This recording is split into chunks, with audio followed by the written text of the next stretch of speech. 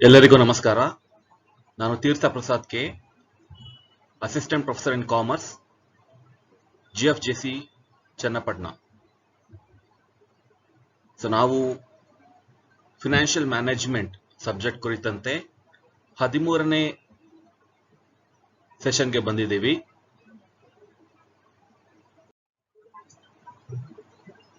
ಈ ಒಂದು ಸೆಷನ್ ಅಲ್ಲಿ ನಾವು ಪ್ರೆಸೆಂಟ್ ವ್ಯಾಲ್ಯೂ ಕುರಿತಂತೆ ಡಿಸ್ಕಸ್ ಮಾಡಲಿದ್ದೀವಿ. Present value of a single sum, present value of uneven flow, present value of annuity. ಈ 3 ತರದ ಪ್ರಾಬ್ಲಮ್ಸ್ ಅನ್ನ ಡಿಸ್ಕಸ್ ಮಾಡ್ತೀವಿ.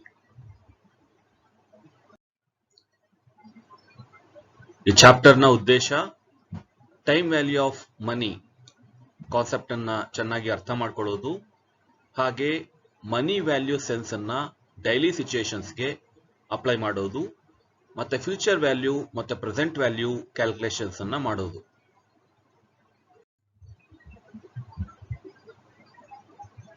ಈ ಸೆಷನ್ ನ ಔಟ್ಕಮ್ಸ್: ಸರಿಯಾದಂತ ಫಾರ್ಮುಲಾನ ಅಪ್ಲೈ ಮಾಡಿ ಪ್ರೆಸೆಂಟ್ ವ್ಯಾಲ್ಯೂನ ಕಂಡುಹಿಡಿಯೋದು. ಅದನ್ನ ಡಿಸ್ಕೌಂಟಿಂಗ್ ಟೆಕ್ನಿಕ್ ಅಂತಾರೆ, ಡಿಸ್ಕೌಂಟಿಂಗ್ ಟೆಕ್ನಿಕ್. ಫ್ಯೂಚರ್ ವ್ಯಾಲ್ಯೂ ಕಂಡುಹಿಡಿಯೋದಾದ್ರೆ ಅದನ್ನ ಕಾಂಪೌಂಡಿಂಗ್ ಟೆಕ್ನಿಕ್ ಅಂತೀವಿ.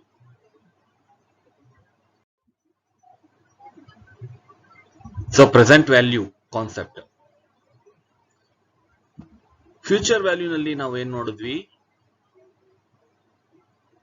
ಯಾವುದೋ ಒಂದು ಅಮೌಂಟು ಈಗಿನ ಬೆಲೆ ಏನೋ ಒಂದಷ್ಟಿದೆ, ಅದು ಮುಂದೆ ಅಂದ್ರೆ at the end of 4th year ಅಥವಾ at the end of 5th year ಎಷ್ಟಾಗುತ್ತೆ at a specific interest rate ಅಂತ ನೋಡಿದ್ವಿ ಅಲ್ವಾ. That is called compounding. ಈಗಿನ ಆ ವ್ಯಾಲ್ಯೂನ ಕಾಂಪೌಂಡ್ ಮಾಡ್ತಾ ಹೋದ್ರೆ at the end of 5th year ಏನ್ ವ್ಯಾಲ್ಯೂ ಇರುತ್ತೆ ಅನ್ನೋದು ನಮಗೆ ಗೊತ್ತಾಗುತ್ತೆ. That is called future value.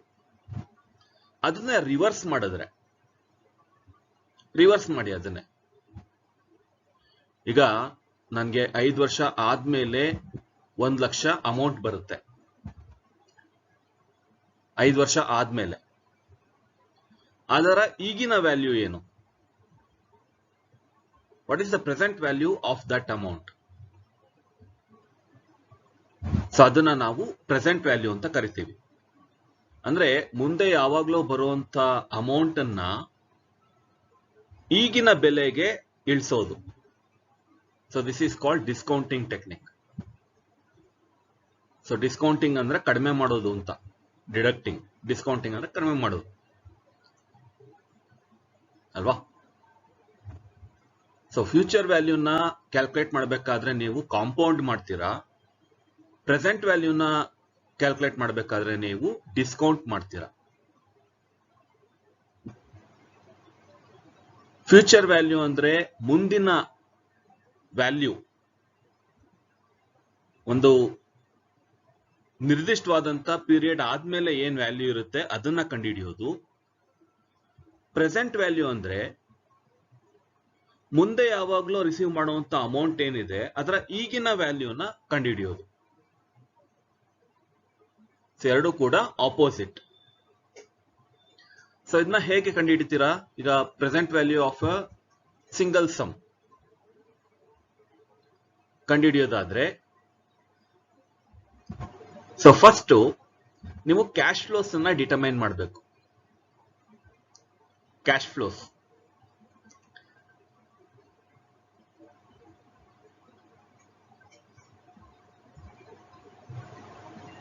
ಮತ್ತೆ ಡಿಸ್ಕೌಂಟ್ ರೇಟ್ ಅನ್ನ ಅಪ್ಲೈ ಮಾಡಬೇಕು. ಎಷ್ಟು ಇಂಟ್ರೆಸ್ಟ್ ರೇಟ್ ಅಲ್ಲಿ ಅದನ್ನ ಡಿಸ್ಕೌಂಟ್ ಮಾಡಬೇಕು ಅನ್ನೋದನ್ನ ಮೊದಲೇ ಡಿಸೈಡ್ ಮಾಡಬೇಕು.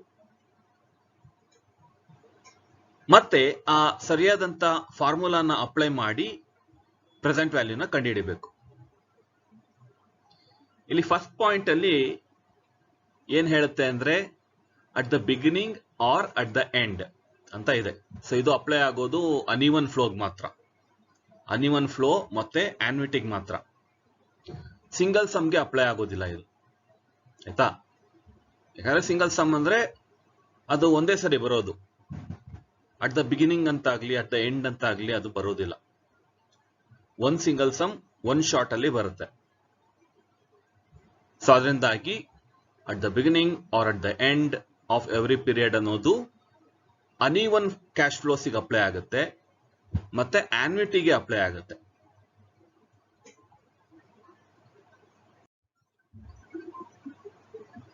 ಈ ಫಾರ್ಮುಲಾ ನೋಡ್ಕೊಳ್ಳಿ. Formula for computing present value. ಇಲ್ಲಿ ನಾವು ಡಿವೈಡ್ ಮಾಡ್ತೀವಿ. ಸೊ ಡಿವೈಡ್ ಮಾಡಿದ್ರೆ ಡಿಸ್ಕೌಂಟ್ ಮಾಡಿದ ಹಾಗೆ ಆಯ್ತಾ. ಸೊ ಇಂಟ್ರೆಸ್ಟ್ ರೇಟ್ ಏನಿದೆ ಆ ಇಂಟ್ರೆಸ್ಟ್ ರೇಟ್ ಅಲ್ಲಿ ಡಿವೈಡ್ ಮಾಡ್ತೀವಿ ಫ್ಯೂಚರ್ ವ್ಯಾಲ್ಯೂನ. So present value equals future value divided by 1 plus I ಅಂತ ತಗೋಬಹುದು ಅಥವಾ ಆರ್ ಅಂತ ತಗೋಬಹುದು. ಡಿಸ್ಕೌಂಟ್ ರೇಟ್ ಅಥವಾ interest rate 1 plus I to the power of N. So N ಅಂದ್ರೆ ಇಲ್ಲಿ ನಂಬರ್ ಆಫ್ ಇಯರ್ಸ್ ಅಥವಾ number of periods. So future value ಮೇಲೆ ಏನಾಯ್ತು? Future value equals P into 1 plus I to the power of N ಅಂತ ತಗೊಂಡ್ವಿ. ಅಂದ್ರೆ multiply ಮಾಡಿದ್ವಿ P into 1 plus I to the power of N.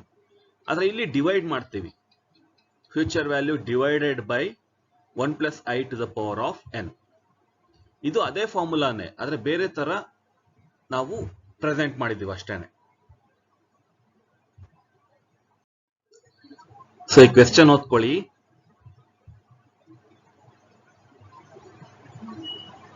Mr. X is to receive from Indira Vikas Patra rupees 20,000 after 5 years from now. His time preference for money is 10% per annum. Calculate its present value. ಅಂದ್ರೆ 5 years ಆದ್ಮೇಲೆ 20,000 rupees ಸಿಗುತ್ತೆ. ಅದರ ಈಗಿನ value ಏನು? What is the present value? ಯಾವ interest rate ಅಲ್ಲಿ? 10% interest rate ಅಲ್ಲಿ. So ಇದು ಡಿಸ್ಕೌಂಟಿಂಗ್ ರೇಟ್ 10%. ಸೊ ಇದಕ್ಕೆ ನಾವು ಅದೇ ಫಾರ್ಮುಲಾನ ಅಪ್ಲೈ ಮಾಡಬೇಕು. ಸೊ ಫಾರ್ಮುಲಾ ತಗೊಳ್ಳಿ. P V equals F V divided by 1 plus I to the power of N. So future value ಅಂದ್ರೆ ಇಲ್ಲಿ 20,000. ಸೊ ಮುಂದೆ ಬರುವಂತ ಅಮೌಂಟ್ ಏನು? 20,000. 1 plus divided by 1 plus 0.10. So 10% interest rate. So 10 by 100 is 0.10. So ಇಲ್ಲೆಲ್ಲ decimals ಅಲ್ಲಿ ತಗೋಬೇಕು percentages ನ. To the power of 5. So 5 years ಅಲ್ವಾ. ಸೊ 5th year ನಾವು ರಿಸೀವ್ ಮಾಡೋದು. At the end of 5th year ನಾವು ಈ 20,000 ಅಮೌಂಟ್ ಅನ್ನ ರಿಸೀವ್ ಮಾಡ್ತೀವಿ. ಸೊ 5 ಅಂತ ಹಾಕ್ಬೇಕು. ಸೊ ಅದನ್ನ ಎವ್ಯಾಲ್ಯೂಯೇಟ್ ಮಾಡಿ 20,000 divided by 1.1 to the power of 5. So 1.1 ಅನ್ನ 5 ಟೈಮ್ಸ್ ಮಲ್ಟಿಪ್ಲೈ ಮಾಡಿ ಇಷ್ಟು ಬರುತ್ತೆ. 20,000 ಡಿವೈಡೆಡ್ ಬೈ 1.61051. ಸೊ ಡಿವೈಡ್ ಮಾಡಿ. ಡಿವೈಡ್ ಮಾಡಿದ್ರೆ ಈ ಫಿಗರ್ ಬರುತ್ತೆ ನಮಗೆ 12,418.43. ಸೊ ಇದರ ಅರ್ಥ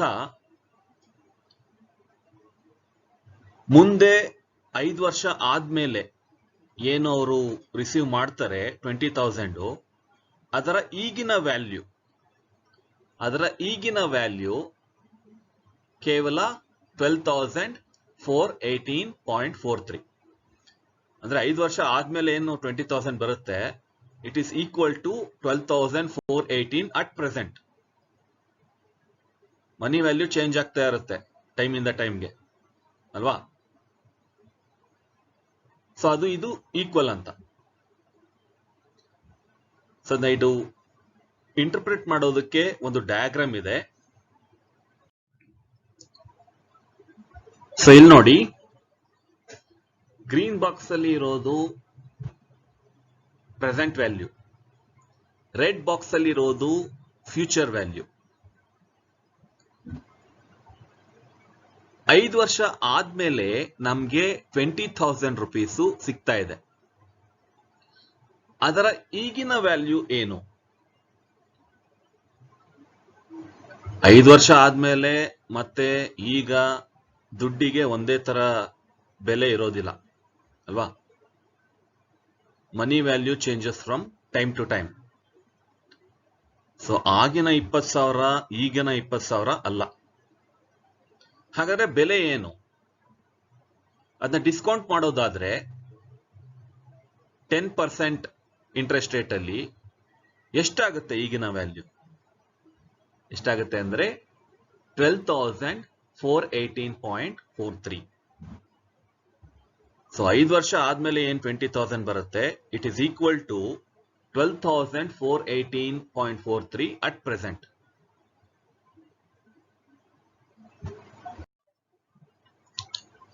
So next problem, calculate the present value of rupees 10 lakh to be received after 5 years from now, assuming 6% time preference for money. Time preference for money ಅಂದ್ರೆ discount rate ಏನೆ, interest rate, ಇನ್ನೇನು ಅಲ್ಲ. So same type of question, ಅದೇ formula use ಮಾಡಿ. So 10 lakh receive ಮಾಡ್ತಾರೆ at the end of 5 years. So 6% to time preference for money ಅಂದ್ರೆ discount rate, interest rate. So 0.06. So 1.06 ಆಗುತ್ತೆ to the power of 5. So ಅದು ಈ figure ಬರುತ್ತೆ 1.06 to the power of 5. So divide ಮಾಡಿ 10 lakh divided by this figure. So ಇಷ್ಟು answer ಬರುತ್ತೆ, 7,47,258.16. So 10 lakh ಏನ್ receive ಮಾಡ್ತಾರೆ 5 ವರ್ಷ ಆದ್ಮೇಲೆ, it is equal to this amount at present. So ಈಗ ಅನ್ಈವನ್ ಫ್ಲೋಗೆ ಬರೋಣ. ಇಲ್ಲಿ ಜಾಸ್ತಿ ಕಾಂಪ್ಲಿಕೇಟೆಡ್ ಕ್ಯಾಲ್ಕುಲೇಷನ್ಸ್ ಏನು ಇರೋದಿಲ್ಲ ಪ್ರೆಸೆಂಟ್ ವ್ಯಾಲ್ಯೂನಲ್ಲಿ. ಯಾಕೆ ಅಂದ್ರೆ ಇಲ್ಲಿ ಎಂ ಬರೋದಿಲ್ಲ, ದರ್ ಇಸ್ ನೋ ಎಂ. ಅಂದ್ರೆ ನಂಬರ್ ಆಫ್ ಕಾಂಪೌಂಡಿಂಗ್ ಪೀರಿಯಡ್ಸ್ ಅಂತ ತಗೋತಾ ಇದ್ವಿ ಫ್ಯೂಚರ್ ವ್ಯಾಲ್ಯೂ ಆದ್ರೆ. ಸೊ ಕಾಂಪೌಂಡ್ ಮಾಡಬೇಕಾದ್ರೆ ಬಡ್ಡಿ ಮೇಲೆ ಬಡ್ಡಿ ಬೀಳ್ತಾ ಹೋಗುತ್ತೆ. ಸೊ ಆತರ ಇಲ್ಲೇನು ಇಲ್ಲ ಕ್ಯಾಲ್ಕುಲೇಷನ್. ಪ್ರೆಸೆಂಟ್ ವ್ಯಾಲ್ಯೂನಲ್ಲಿ ಯಾವತ್ತೂ ಒಂದು ಪೀರಿಯಡ್ಗೆ ಒಂದೇ ಸರಿ ಡಿಸ್ಕೌಂಟಿಂಗ್ ಮಾಡೋದು. ಸೊ ಯೂಶಲಿ ಒಂದು ವರ್ಷಕ್ಕೆ ಒಂದೇ ಸರಿ ಡಿಸ್ಕೌಂಟ್ ಮಾಡೋದು, ಬಡ್ಡಿ ಮೇಲೆ ಬಡ್ಡಿ ಡಿಸ್ಕೌಂಟ್ ಮಾಡ್ತಾ ಹೋಗೋದಿಲ್ಲ. ಅಷ್ಟೊಂದು ಕಾಂಪ್ಲೆಕ್ಸ್ ಕ್ಯಾಲ್ಕುಲೇಷನ್ಸ್ ನ ಅಪ್ಲೈ ಮಾಡಬೇಕಾಗಿಲ್ಲ ಕ್ವೆಶ್ಚನ್ಸ್ಗೆ. ಸೊ ಅದರಿಂದ there is no M. So quarterly, half yearly, monthly discounting ಅಂತ ಏನೂ ಇಲ್ಲ ಇಲ್ಲಿ. ಆ ಥರ ಮಾಡಬಹುದು ಕ್ಯಾಲ್ಕುಲೇಷನ್ಸು, ಆದರೆ ಆ ಥರ ಕೊಡೋದಿಲ್ಲ ನಿಮಗೆ. ಕ್ಯಾಲ್ಕುಲೇಷನ್ಸು ತುಂಬಾನೇ ಕಾಂಪ್ಲೆಕ್ಸ್ ಆಗ್ತಾ ಹೋಗ್ಬಿಡುತ್ತೆ. ಸೊ ಅದಕ್ಕೋಸ್ಕರ there is no M in present value. M ಅಂತ ತಗೊಳ್ಳೋದಿಲ್ಲ ನಾವು. ಸೊ ನಂಬರ್ ಆಫ್ ಕಾಂಪೌಂಡಿಂಗ್ ಅಥವಾ ಡಿಸ್ಕೌಂಟಿಂಗ್ ಪೀರಿಯಡ್ಸ್ ಅಂತ ಏನು ತಗೊಳ್ಳೋದಿಲ್ಲ. So uneven flow. ಸೊ ಇಲ್ಲಿ ಏನಾಗುತ್ತೆ ಅಂದ್ರೆ ಪ್ರತಿ ವರ್ಷ ಬೇರೆ ಬೇರೆ ಅಮೌಂಟು ಕ್ಯಾಶ್ ಫ್ಲೋಸ್ ಆಗಿ ಬರ್ತಾ ಇರುತ್ತೆ. ಅದನ್ನೆಲ್ಲ ನೀವು ಪ್ರೆಸೆಂಟ್ ವ್ಯಾಲ್ಯೂಗೆ ಇಳಿಸ್ಬೇಕು, ಪ್ರೆಸೆಂಟ್ ವ್ಯಾಲ್ಯೂಗೆ ಡಿಸ್ಕೌಂಟ್ ಮಾಡಬೇಕು.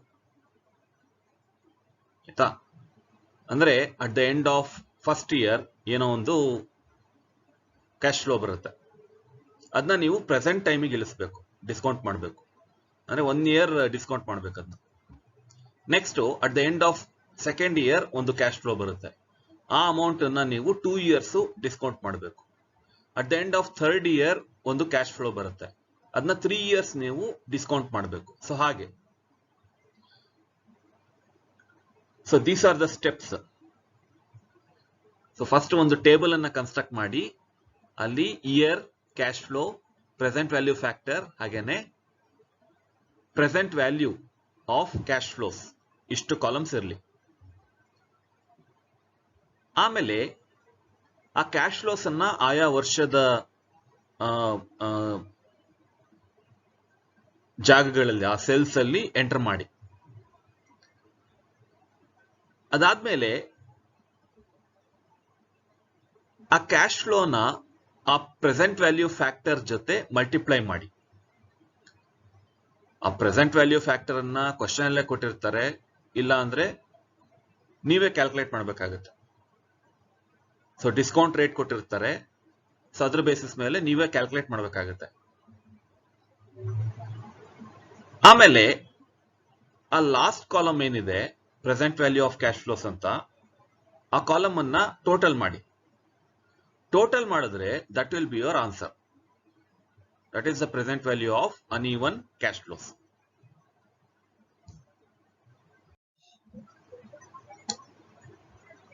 ಸೊ ಟೇಬಲ್ ಈ ತರ ಇರುತ್ತೆ. Year, cash flow, present value factor, present value of cash flows. So present value factor ಅಂದ್ರೆ ಇಲ್ಲಿ 1 divided by 1 plus I to the power of n. ನಾವು ಕಾಂಪೌಂಡಿಂಗ್ ಫ್ಯಾಕ್ಟರ್ ಕ್ಯಾಲ್ಕುಲೇಟ್ ಮಾಡಬೇಕಾದ್ರೆ multiply ಮಾಡ್ತಾ ಇದ್ವಿ ಅಲ್ವಾ? 1 plus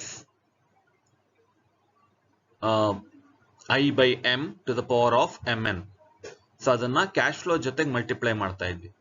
ಆದ್ರೆ ಇಲ್ಲಿ 1 divided by ಅಂತ ಬರುತ್ತೆ. ಇಲ್ಲಿ 1 divided by 1 plus I to the power of n. So I ಏನಿದೆ ಇಂಟ್ರೆಸ್ಟ್ ರೇಟು, ಅದನ್ನ ಡೆಸಿಮಲ್ಸ್ ಅಲ್ಲಿ ತಗೋಬೇಕು. n is number of years ಅಥವಾ number of periods.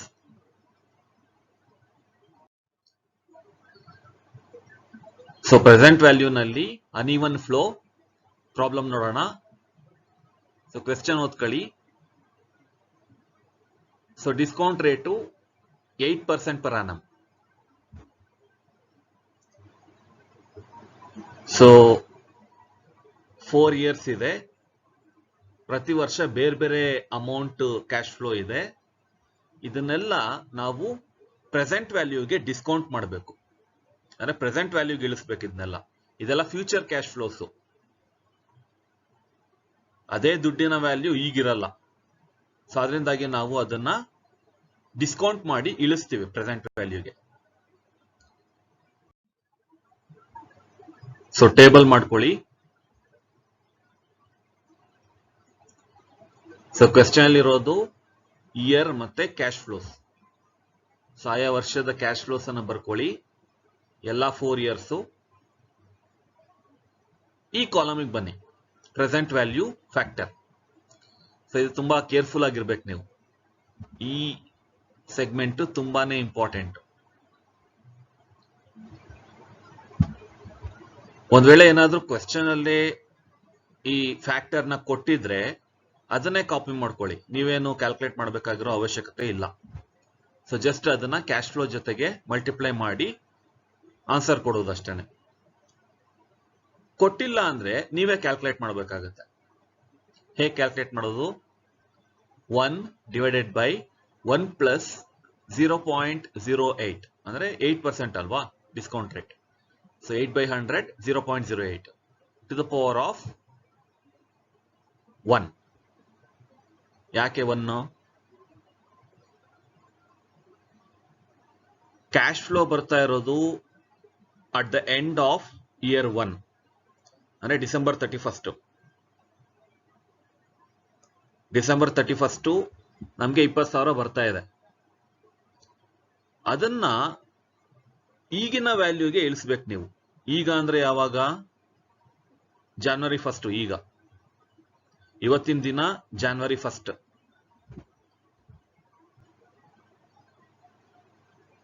So this is the first year. So at the end of year 1 ಅಂದ್ರೆ December 31 20,000 cash flow ಬರ್ತಾ ಇದೆ. So ಅದನ್ನ 1 ವರ್ಷ ತಾನೇ ಹಿಂದಕ್ಕೆ ಹಾಕ್ಬೇಕು. 1 ವರ್ಷ ಡಿಸ್ಕೌಂಟ್ ಮಾಡ್ಬೇಕು ಅದನ್ನ, ಆಯ್ತಾ? ಸೊ ಅದರಿಂದ ಟು ದ ಪವರ್ ಆಫ್ 1 ಅಂತ ತಗೊಳ್ಳಿ. ಸೊ ಅದೆಷ್ಟಾಗುತ್ತೆ? 1 divided by 1.08 ಮಾಡಿ. 1 divided by 1.08 ಅಷ್ಟನ್ನು ಮಾಡಿದ್ರೆ ಇದು ಬರುತ್ತೆ 0.9259.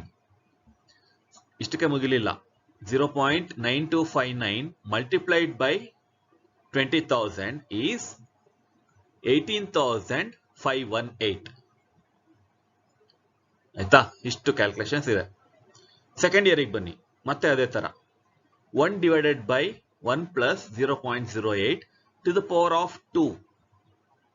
ಯಾಕೆ? ಜಸ್ಟ್ 1 ಆಡ್ ಮಾಡಿ ಅಷ್ಟೇನೆ. ಮೇಲೆ ಟು ದ ಪವರ್ ಆಫ್ 1 ತಗೊಂಡಿದ್ವಿ, ಈಗ ಟು ದ ಪವರ್ ಆಫ್ 2 ಅಂತ ತಗೊಳ್ಳೋದಷ್ಟೇ. 1 ಆಡ್ ಮಾಡ್ತಾ ಹೋಗೋದು. At the end of second year ನಮ್ಗೆ ಈ ಕ್ಯಾಶ್ ಫ್ಲೋ ಸಿಗ್ತಾ ಇರೋದು 40,000. ಆದ್ರಿಂದ 2 ಇಯರ್ಸ್ ತಾನೇ ಡಿಸ್ಕೌಂಟ್ ಮಾಡ್ಬೇಕು ನಾವು. 2 ಇಯರ್ಸ್ ಹಿಂದಕ್ಕೆ ಹೋಗ್ಬೇಕು ನಾವು ಅಲ್ವಾ? ಸೊ 2 ಇಯರ್ಸ್ ಡಿಸ್ಕೌಂಟ್ ಮಾಡ್ಬೇಕು ನಾವು. ಆದ್ರಿಂದ 2 ಅಂತ ತಗೋಬೇಕು. ಸೊ ಫ್ಯೂಚರ್ ವ್ಯಾಲ್ಯೂನಲ್ಲಿ ನಾವು ಮುಂದಕ್ಕೆ ಹೋಗ್ತಾ ಇದ್ವಿ, ಪ್ರೆಸೆಂಟ್ ವ್ಯಾಲ್ಯೂನಲ್ಲಿ ನಾವು ಹಿಂದೆ ಬರ್ತೀವಿ. ಆಯ್ತಾ? ಸೊ 2 ಅಂತ ತಗೋಬೇಕು. ಸೊ 2 ವರ್ಷ ಹಿಂದೆ ಹೋಗ್ತೀರಾ, ಡಿಸ್ಕೌಂಟ್ ಮಾಡ್ತೀರಾ. ಸೊ ಎಷ್ಟಾಗುತ್ತೆ? 1.08 ಟು ದ ಪವರ್ ಆಫ್ 2. ಎಷ್ಟು ಬರುತ್ತೋ ಅಷ್ಟನ್ನ ಡಿವೈಡ್ ಮಾಡಿ 1 divided by that figure. ಇಷ್ಟು ಬರುತ್ತೆ 0.8573. So 0.8573 multiplied by 40,000 is 34,292. ಎರಡನೇ ವರ್ಷ ಮುಗಿತು. ಮೂರನೇ ವರ್ಷ ಅದೇ ತರ ಮಾಡಿ 1 divided by 1 plus 0.08 to the power of 3. At the end of third year ಬರೋದು ಇದು ಕ್ಯಾಶ್ ಫ್ಲೋ. ಆದ್ರಿಂದ 3 ವರ್ಷ ಹಿಂದೆ ಹೋಗ್ಬೇಕು ನೀವು. ಅಂದ್ರೆ ಪ್ರೆಸೆಂಟಿಗೆ ಬರಬೇಕು ಅಂದ್ರೆ 3 ವರ್ಷ ಹಿಂದೆ ಹೋಗ್ಬೇಕು. ಸೊ ಇದು ಮಾಡಿದ್ರೆ ಮಾಡಿ 1.08 to the power of 3 ಎಷ್ಟು ಬರುತ್ತೋ 1 divided by that figure ಮಾಡಿದ್ರೆ 0.7938 ಬರುತ್ತೆ. ಸೊ ಮಲ್ಟಿಪ್ಲೈಡ್ ಬೈ 20,000 15,876 15,876 ಅಷ್ಟು ಬರುತ್ತೆ. So last year at the end of 4th year ನಮಗೆ 10,000 ಬರುತ್ತೆ ಕ್ಯಾಶ್ ಫ್ಲೋ. ಸೊ ಅದನ್ನ to the power of 4 years discount ಮಾಡಬೇಕು. ಸೊ ಇಷ್ಟು ಬರುತ್ತೆ 0.7350 ಮಲ್ಟಿಪ್ಲೈಡ್ ಬೈ 10,000 is 7,350. ಸೊ ಇದೆಲ್ಲ ಟೋಟಲ್ ಮಾಡಿ, ಈ present value of cash flows ಏನಿದೆ ಇದೆಲ್ಲ ಟೋಟಲ್ ಮಾಡಿದ್ರೆ ನಮಗೆ ಈ ಫಿಗರ್ ಸಿಗುತ್ತೆ 76,036.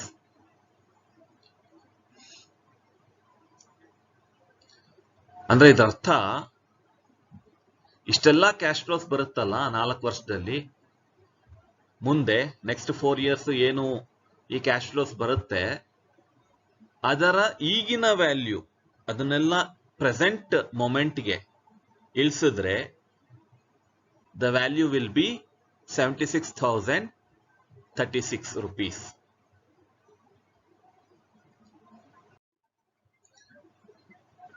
Next problem. So present value at 5% per annum. So cash flows ಕೊಟ್ಟಿದ್ದಾರೆ 5 years, uneven flow. ಸೊ ಅದೇ ತರ ಟೇಬಲ್ ಮಾಡ್ಕೊಡಿ. ಒಂದ್ ವೇಳೆ ಕ್ವೆಶ್ಚನ್ ಅಲ್ಲಿ ಬಿಗಿನಿಂಗ್ ಆಫ್ ದ ಇಯರ್ ಬರ್ತಾ ಇದೆಯಾ ಕ್ಯಾಶ್ ಫ್ಲೋ ಅಥವಾ ಎಂಡ್ ಆಫ್ ದ ಇಯರ್ ಬರ್ತಾ ಇದೆಯಾ ಅಂತ ಕೊಡ್ಲಿಲ್ಲ ಅಂದ್ರೆ assume that it is at the end of the year. Beginning of the year ಏನು ಕ್ಯಾಶ್ ಫ್ಲೋ ಬರೋದಿಲ್ಲ. ಆಯ್ತಾ? ನೀವು ಇನ್ವೆಸ್ಟ್ ಮಾಡಿದ ತಕ್ಷಣ ಮೊದಲನೇ ತಿಂಗಳೇನೆ ಏನು ಇನ್ಕಮ್ ಬರೋದಿಲ್ಲ, ನೀವು ಸ್ವಲ್ಪ ಕಾಯಬೇಕು.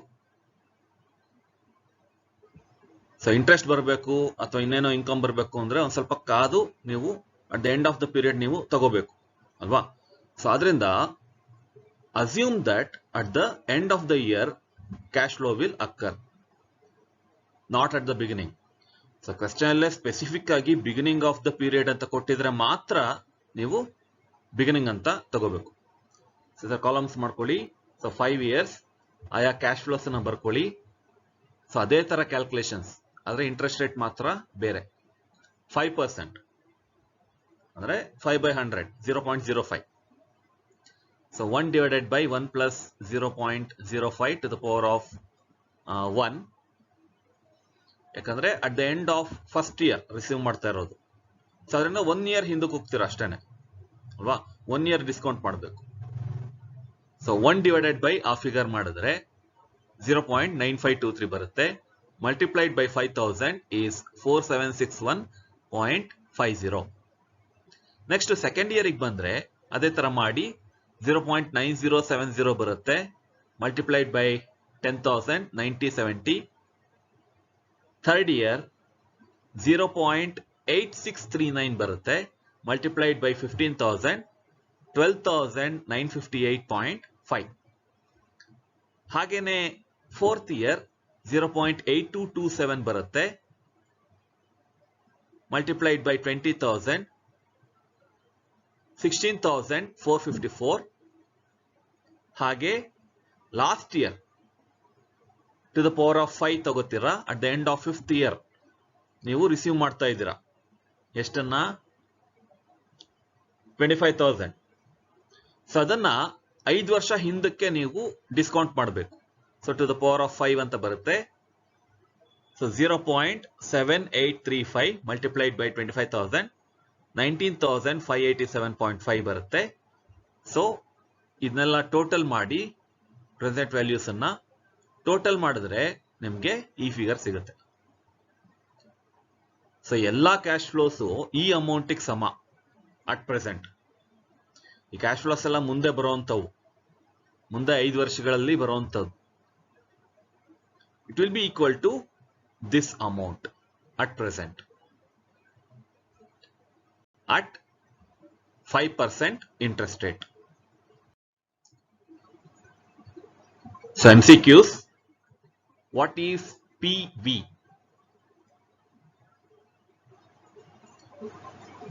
Present value alva. So present value of a future sum. What among the below is essential for computing present value? ಏನೇನ್ ಬೇಕು? ಇದೆಲ್ಲ ಬೇಕಲ್ವಾ? ಡಿಸ್ಕೌಂಟ್ ರೇಟ್ ಬೇಕು, ಕ್ಯಾಶ್ ಫ್ಲೋ ಬೇಕು, ಪೀರಿಯಡ್ ಬೇಕು. ಯಾವುದಿಲ್ಲ ಅಂದ್ರೂ ನಾವು ಕ್ಯಾಲ್ಕುಲೇಟ್ ಮಾಡೋಕ್ ಆಗೋಲ್ಲ. What is the process of reducing a future sum to present terms called? Discounting ಅಲ್ವಾ? ಕಾಂಪೌಂಡಿಂಗ್ ಅಂದ್ರೆ ಉಲ್ಟಾ. The process of increasing the present sum to future terms. So adna reverse madidre adu discounting. What is the process of enhancing the present sum to future terms called? Gottalva? Compounding. What is the function followed while discounting a sum? ಏನ್ ಮಾಡ್ತೀರಾ discount ಮಾಡಬೇಕಾದ್ರೆ? Divide ಮಾಡ್ತೀರಾ ಅಲ್ವಾ? Divide by factor. So ಇಲ್ಲಿ ಒಂದು trick ಇದೆ. Actually ನೀವು multiply ಮಾಡ್ತೀರಾ ಫ್ಯಾಕ್ಟರ್ನ, ಆದ್ರೆ ಆ 1 divided by 1 plus I to the power of N ಇದೆಯಲ್ಲ, ದಟ್ ಈಸ್ ಕಾಲ್ಡ್ ಡಿವಿಷನ್. ಒಂದ್ ವೇಳೆ ಕ್ವೆಶ್ಚನ್ ಅಲ್ಲೇ ಆ ಮಲ್ಟಿಪಲ್ ಕೊಟ್ಟಿದ್ರೆ, ಫ್ಯಾಕ್ಟರ್ನ ಕೊಟ್ಟಿದ್ರೆ ಅದನ್ನ ನೀವು ಮಲ್ಟಿಪ್ಲೈ ಮಾಡ್ತೀರಾ ಅಷ್ಟೇನೆ. So these are the references.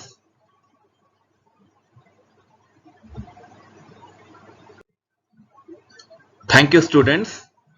Thank you for your patient listening. In case of any doubt, please consult your teacher. Thank you.